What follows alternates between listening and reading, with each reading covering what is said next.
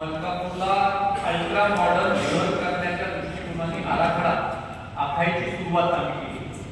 आज अत्यंत चांगल्या पद्धतीचं मार्गदर्शन सगळ्या माझ्या मलकापूर नगर परिषदेचे नवनिर्वाचित जे सभापती आहेत ते चांगल्या पद्धतीचं सादरीकरण केलं आणि मनोहर भाऊंनी देखील सादरीकरणाच्या दरम्यान सांगितलं की येणाऱ्या 25 वर्षाचा आराखडा हा मलकापूर शहरासाठी आपल्याला तयार करायचा.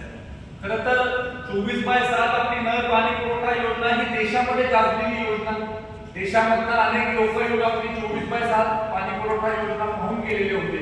अनेक ठिकाणी याचं अनुकरण देखील झालं.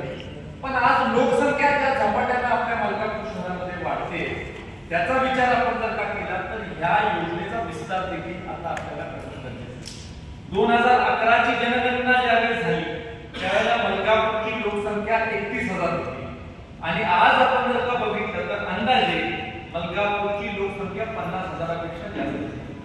आणि 50,000पेक्षा जास्त आपली लोकसंख्या असेल तर 31,000साठी डिझाईन केलेली योजना 50,000साठी कशी पुरेल याचा सुद्धा आपण विचार केला पाहिजे. बरेच वेळेला लोकशाहीमध्ये कसं असतं की सत्तेमध्ये असणाऱ्या माणसाला प्रश्न जनता करत असते आणि प्रश्न करण्याचा अधिकार देखील जनतेला लोकशाहीत दिलेला आहे. पण ज्या वेळेला आपण प्रशासनाला किंवा सत्तेमध्ये असणाऱ्या लोकांना प्रश्न करतो त्यावेळेला लोकांना देखील आपण आपली बाजू समजून सांगणं गरजेचं आहे की आपण आपल्या योजना कशा पद्धतीने डिझाईन केल्या होत्या. आज आपली सांडपाणी व्यवस्थापन योजना ही डिझाईन मागच्या लोकसंख्येच्या नुसार आपण केली होती. आज आपल्याला सांडपाणी व्यवस्थापनासाठी सुद्धा रिडिझाईन करून नवीन योजना करणं गरजेचं आहे. अंडरग्राउंड ड्रेनेजची योजना आपण मागे जी डिझाईन केली होती त्याचा विस्तार देखील अलीकडच्या काळामध्ये तुम्हाला करणं गरजेचं आहे. आता आपण जर का बघितलं तर मलकापूरच्या लोकसंख्येच्या प्रमाणात आपल्याला मलकापूरसाठी फॅसिलिटी उभा करणं गरजेचं आहे.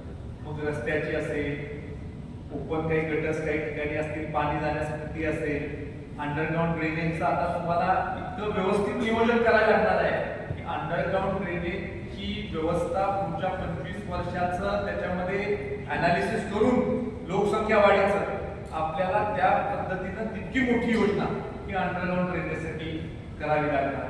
आणि आपली जी सांडपाणी व्यवस्थापन योजना आहे त्याच्यामध्ये आपण जे विजन डॉक्युमेंट केलेलं आहे त्याच्यामध्ये त्या विजन डॉक्युमेंट मध्येच आपण म्हणतोय की 20 लाख लिटरचं किमान आपल्याला जास्तीच्या आपल्याला टाक्या उभ्या कराव्या लागतील ज्याच्यामधनं ते सांडपाण्याचं व्यवस्थापन होऊ शकेल.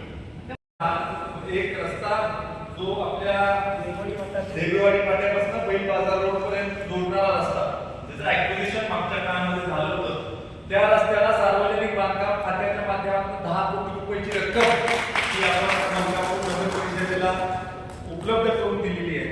आणि जे भारतीय जनता पक्षाचे आमदार होते त्या आमदारांमध्ये हायेस्ट पैसे हे आज आपल्या मतदारसंघाला मिळालेले आहेत. आणि या आमदारांना निधी देखील मिळाला त्यांना सुद्धा एका रस्त्यासाठी इतके पैसे मिळाले नाहीत. पण मलकापूरसाठी सीएम साहेबांनी शब्द दिला होता, विशेष त्यांचं प्रेम आहे त्यामुळे त्यांनी एकाच वेळेला 10 कोटी रुपयाचा निधी या रस्त्यासाठी उपलब्ध करून दिला. आमच्या शिवेंद्र महाराज साहेबांनी त्याच्यामध्ये शेवटी त्यांचं खातं असल्यामुळे त्याच्यासाठी मोठी मदत केली. आणि हा रस्ता सुद्धा साधा सुद्धा रस्ता नाही, कॉन्क्रीट रोड मध्ये डिवायडर, बाजूला वॉकिंग ट्रॅक, LED लाईट्स आणि त्याला आपण एअरपोर्टला जातो तसं झाडांची रांग असते तसं आपण प्लांटेशन आणि 80 फूट असतं असं